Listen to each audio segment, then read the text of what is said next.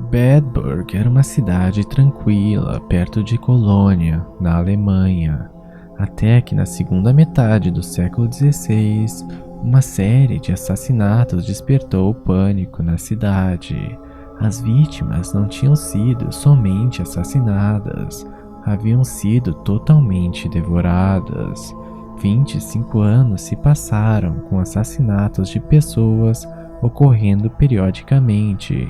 Havia uma fera nos bosques ao redor da cidade.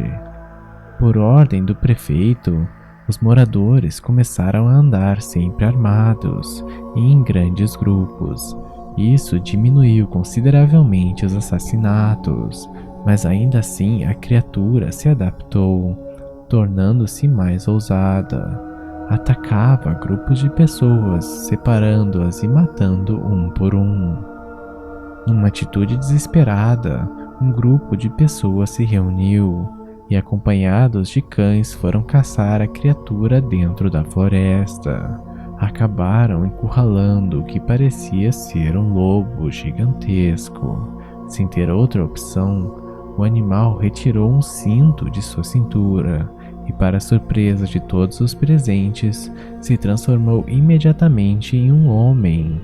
Era Peter Stump, um bem-sucedido fazendeiro da região. Os caçadores trancaram Peter em uma casa e chamaram as autoridades. Estava iniciado um dos julgamentos mais famosos de lobisomens. Após passar por sessões de tortura, Peter confessou ter assassinado pelo menos 13 meninas e 2 mulheres grávidas e devorado parte de seus corpos. Além disso, havia devorado seu próprio filho. Tudo começou pelo interesse de Peter por bruxaria, quando esse possuía 13 anos. Segundo seu relato, recebeu a visita do diabo, que ofereceu um pacto e deu a Peter um cinto com o poder de transformá-lo em um lobisomem. Após as confissões, Peter foi torturado incessantemente e queimado na fogueira. Era o fim do lobisomem de Bedburg. Este é somente um dos diversos casos de ataques das criaturas conhecidas como lobisomens, monstros insaciáveis que caçavam seres humanos nas proximidades de vilarejos por toda a Europa. Seriam humanos normais, mas em períodos específicos se transformavam em sua forma monstruosa. Na maioria dos relatos, as pessoas somente se transformam em lobisomens na lua cheia. No restante do tempo, vivem em meio a cidades e vilarejos, em paz com seus vizinhos, escondendo os seus segredos sombrio e sangrento. Há várias causas para alguém se transformar num lobisomem. As mais comuns são por um feitiço lançado por alguém, possivelmente uma bruxa ou um demônio. Maldições também podiam transformar pessoas nessas criaturas. Outra opção era um pacto com o diabo, comum principalmente na Idade Média. Por fim, a outra possibilidade, talvez a mais famosa, seria a da transformação se iniciar após a pessoa ser mordida por outro lobisomem ou lobo. As lendas sobre os lobisomens são extremamente antigas. Desde a antiguidade há relatos da convivência dos seres humanos com essa criatura. No entanto, muitas das lendas antigas reverenciavam os lobisomens como seres corajosos e guerreiros, como os berserkers, soldados vikings lendários, que eram comparados a estas bestas por sua bravura em combate. Oposto a isso, na Idade Média iniciaram-se relatos de ataques e assassinatos por lobisomens, criando episódios de caças organizadas a lobisomens, semelhante ao que ocorria com as bruxas. Diversos julgamentos ocorreram entre a França, a Alemanha e o leste europeu. Suspeitos de realizar mortes em massa foram capturados e muitos confessaram serem lobisomens, sendo condenados à morte.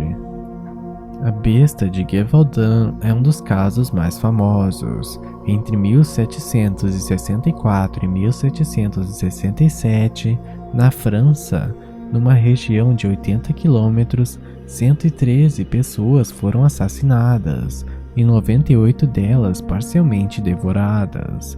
As mortes foram causadas por mordidas de dentes longos e afiados, o que levou a suspeitas de se tratar de ataques de lobisomem, ou lobos de tamanho gigantesco. O rei francês enviou para a região supostamente 30.000 soldados com ordens para exterminar a população de lobos e caçar o lobisomem. Milhares de lobos foram dizimados, praticamente exterminando a população de lobos da França. Mesmo assim, as mortes continuaram, até que um caçador local, chamado Jean Chastel, que caçava um suposto lobisomem que não podia ser morto por balas, atirou na criatura com uma bala de prata, matando-a. Há teorias que sustentam que os lobisomens fossem, na verdade, pessoas com a rara doença hipertricose, que faz com que as pessoas tenham cabelos espalhados por todo o corpo, lembrando assim, aos olhos medievais, um homem-lobo. Outra possibilidade é de que os julgados por serem lobisomens fossem na verdade serial killers, que assassinavam suas vítimas e as devoravam, numa atitude incompreensível na época e que só seria possível de ser realizada por um monstro. Além dessas duas possibilidades, a expansão humana em direção às florestas no século XVI levou a um confronto com os numerosos lobos, forçando-os a buscar novas formas de alimentação, já que suas presas escasseavam na região onde os humanos se aproximavam.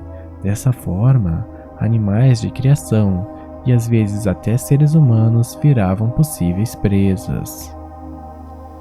Lobisomens são uma das criaturas mais aterrorizantes. É difícil não sentir calafrios de imaginar um monstro metade homem, metade lobo, feroz e faminto, à espreita, observando da escuridão.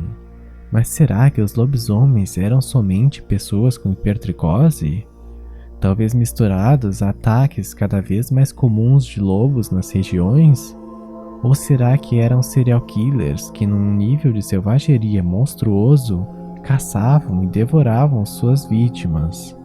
Ou será que estamos diante de uma realidade perturbadora, uma criatura que é metade homem e metade monstro, caçando suas presas na lua cheia de forma insaciável e sangrenta? Seria o lobisomem uma realidade?